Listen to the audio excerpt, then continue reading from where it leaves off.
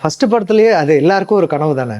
First படத்துலயே நமக்கு வந்து பெரிய பாப்புலாரிட்டி கிடைச்சிடணும், அதுக்கப்புறம் கண்டினியூவா படங்கள் வரணும். அது எல்லா கனவுலையும் வருவாங்க. இப்பெல்லாம் நான்லாம் வந்து சென்னைக்கு வரும்போதே பாஸ்போர்ட்டோட தான் வந்தேன். இறங்கணும்னா ஃபாரின் ஷிப் கிடைச்சிருச்சுன்னா எப்படிங்கிற மாதிரி அது எல்லாருக்கும் இருக்கிற கனவு தான். அது டிபெண்ட்ஸ் மாறும். அதுக்கு திரும்பி உழைச்சிட்டே இருக்க வேண்டியது. என் வேலையை நான் பார்க்குறேன். நான் ஒரு நடிகனா எனக்கு எந்த இமேஜும் கிடையாது. நான் அவர் வேலை கொடுக்குறேன், நான் வேலை பார்க்குறேன். That's my job. ப்ளஸ் எனக்கு பிடிச்ச வேலை. அவ்வளோதான். அதுக்கு தாண்டி நம்ம வந்து ஒரு படம் உங்கள் வாழ்க்கையெல்லாம் மாற்றிட போகிறதில்ல. தேர்ட் ஃபிலிம் அவர் இந்த கதையை எழுதும் போதே அந்த கேரக்டர் பேரே நிவாசன் தான் எழுதியிருந்தாரு. ஸோ அந்த கேரக்டர் பேரே நிவாஸ் தான். ஓகே. ஸோ கேரக்டர் பேரே நிவாஸ் தான் எழுதியிருந்தாரு. அது எனக்கே தெரியாது ஃபர்ஸ்ட். அவர் எழுதியிருக்காரு. அதுக்கப்புறம் அவங்க ஆஃபீஸ் போட்டதுக்கப்புறம் பாண்டியராஜன் சன் பிருத்திவிராஜ் இருக்கு இல்லையா, பிருத்திவி வந்து அங்கே ஒர்க் பண்ணிட்டு இருந்தார் அப்போ அசோசியேட்டாக. ஸோ அப்போ சொன்னார், நிவாஸ் உங்கள் பேரில் வந்து சார் வந்து ஒரு கேரக்டர் எழுதியிருக்காரு அப்படின்னு. ஒரு சூப்பர் ஹீரோ படம் எடுக்கிறோம், அதில் வந்து நம்ம கூட நம்ம காலத்தில் வாழ்ந்த ஒரு ஹீரோன்னு பார்த்தீங்கன்னா, ஒரு சூப்பர் ஹீரோன்னு பார்த்தீங்கன்னா எம்ஜிஆர் நம்ம சொல்லலாம். ஸோ அவரே வரதுங்கிறது வந்து ஒரு இன்னும் ஸ்பெஷல். சில இடத்துல சொல்லுவாங்கல்ல, you have to say no to something to get something to receive something. ஏன்னா நானுமே சம்டைம்ஸ் யோசிப்பேன், சும்மா இருக்கிறதுக்கு இது பண்ணலாமே, சும்மா இருக்கிறதுக்கு அது பண்ணலாமே. பட் ஆனால் அந்த டைம்ல இந்த இடத்துல நோ சொன்னா நமக்கு வேற மாதிரி போகலாம் அப்படின்ற மாதிரி உங்களுக்கு தோணுமா? அதுதான் ஒரு இமேஜ் வர வரைக்கும் இமேஜ் தேவையில்லைன்னு சொல்லியிருந்தேன் இல்லையா முன்னாடி. ஒரு இமேஜ் வர வரைக்கும் நீங்க அதுக்கு இப்போ எங்க தெரியுமா நீங்க என்ன சொல்லணும், 2 ப்ராஜெக்ட் ஒரே நேரத்தில் உங்க கையில இருக்கு. அதுல எது பெஸ்ட்ன்னு சூஸ் பண்ணிட்டு ஒன்னொன்னுக்கு நோ சொல்லலாம். நீங்க சும்மா இருக்கும் போது ஒரு ப்ராஜெக்ட் வருது, ரொம்ப மோசமான ஒரு கேரக்டர், இது எல்லாம் உங்க கெரியரை மாத்திருங்கிற பட்சத்துல நீங்க டெஃபினட்டா நோ சொல்லலாம். பட் இதுல பெரிய இம்பாக்ட் இல்லை. என் வேலையை நான் பார்க்குறேன். நான் ஒரு நடிகனா எனக்கு எந்த இமேஜும் கிடையாது. நான் அவர் வேலை கொடுக்குறேன், நான் வேலை பார்க்குறேன். That's my job. ப்ளஸ் எனக்கு பிடிச்ச வேலை. அவ்வளோதான். அதுக்கு தாண்டி நம்ம வந்து ஒரு படம் உங்க வாழ்க்கையெல்லாம் மாத்திர போறது இல்லை. சில பேர் சொல்றாங்க, இல்ல இந்த படம் நான் பண்ணதுனால தான் என் கெரியர் போயிடுச்சுன்னு. அது 100% ஒரு படத்தினால இருக்க வாய்ப்பு இல்லைங்க. அது உங்களோட பர்சனல் பிஹேவியரா இருக்கலாம், நீங்க இன்னொருத்தவங்களுக்கு எப்படி இம்பாக்ட் பண்றீங்கிற ஒரு விஷயம் இருக்கலாம். ஒரு படம் உங்களை கண்டிப்பா உங்களை பழியெல்லாம் வாங்காதுங்க. அது கடந்து போயிடும். அது படம் சரியில்லைன்னா அது படம் சரியில்லை தான், அது கடந்து போயிடும், அவ்வளவுதான்.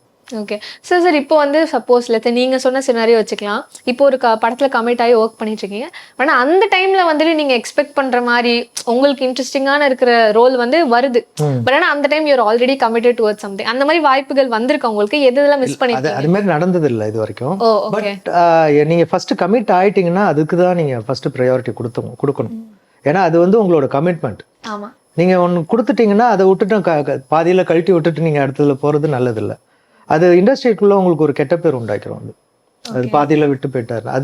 அது ஒரு நல்ல விஷயமும் கிடையாது. ஏன்னா அது நீங்க ஒரு படத்துல ஒரு லீடா நடிக்கிறீங்க, இல்ல ஒரு இம்பார்ட்டன்ட் ரோல் பண்றீங்கன்னா உங்களுக்காக உங்களை சுத்தி ஒரு 100 பேர் வேலை பார்க்குறாங்க. It's not about you only.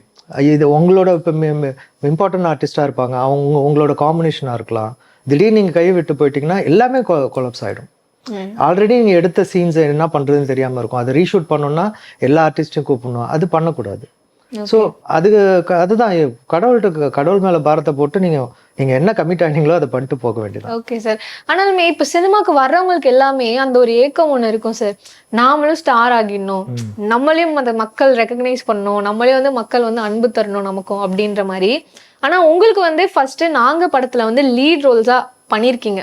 So அந்த ஒரு டைம்ல நீங்க லீட் ரோல் அந்த பொசிஷன் வந்ததுக்கு அப்புறமும் உங்களுக்கு அந்த ஃபீலிங் வரலையா? லைக் நாம ஒரு பெரிய ஸ்டார் ஆகணும். ஏன்னா ஸ்டார் ஆகுறதுன்றது டிஃப்ரெண்ட், ஒரு ஆக்டர் ஆகணும், ஒரு ஆர்டிஸ்ட் ஆகணும் அப்படின்றது டிஃப்ரெண்ட். ஸோ அந்த ஒரு டிஃப்ரென்சியேஷனை கேட்குறேன் நான் உங்களுக்கு. இப்போ நம்ம ஃபர்ஸ்ட் படத்துலயே அது எல்லாருக்கும் ஒரு கனவு தானே. ஃபர்ஸ்ட் படத்துலயே நமக்கு வந்து பெரிய பாப்புலாரிட்டி கிடைச்சிடணும், அதுக்கப்புறம் கண்டினியூவா படங்கள் வரணும். அது எல்லா கனவுலையும் வருவாங்க. இப்பெல்லாம் நான்லாம் வந்து சென்னைக்கு வரும்போதே பாஸ்போர்ட்டோட தான் வந்தேன். இறங்கணும்னா ஃபாரின் ஷிப் கிடைச்சிருச்சுன்னா எப்படிங்கிற மாதிரி அது எல்லாருக்கும் இருக்கிற கனவு தான். அது டிபெண்ட்ஸ் மாறும். அதுக்கு திரும்பி உழைச்சிட்டே இருக்க வேண்டியதுதான். Okay sir. ஸோ இப்போ வந்து வா வாத்தியார் பத்தி பேசலாம். ஸோ இந்த ரோல் வந்து எப்படி கமிட் ஆனீங்க, எந்த தருணத்துல கமிட் ஆனீங்க, இந்த ஸ்கிரிப்டை வந்து நீங்க ஸ்கிரிப்ட் நரேஷன் உங்களுக்கு நடக்குமா இல்லை வந்துட்டு ஆன் த செட்ஸ்ல நீங்க தெரிஞ்சுக்கிறது தானா? இது வந்து இப்போ நலன் சார் வந்து எனக்கு ரொம்ப வருஷமா ஃப்ரெண்டு. நாளைய இயக்குனர் டைம்லேயே நாங்கள் வந்து 2 பேரும் ஷார்ட் ஃபிலிம்ஸ் பண்ணியிருக்கோம். ஸோ நான் 2 ஷார்ட் ஃபிலிம்ஸ் அவர் கூட பண்ணியிருக்கேன். அப்போலேருந்தே we know each other. First மூவியில் என்னால் பண்ண முடியாமல் போச்சு, சூதுகவும். ஏன்னா அது என்ன ரோல் வந்து அப்படி இப்போ நான் கமிட்டே ஆகலை. ஓகேங்களா. பட் இப்போ நான் அப்போ வந்து ஃபிஜி ஐலாண்டில் இருந்தேன். 2 படங்கள் பண்ணிட்டு இருந்தேன். அப்போ கண்டினியூஸாக 1 மந்த் நான் அங்கே இருக்க வேண்டியதாக போச்சு. இப்படி ஒரு படம் கமிட் ஆனதே தெரியாது. ஏன்னா என்னோட நம்பர்ஸ் எதுவுமே ரீச்சபிள் கிடையாது.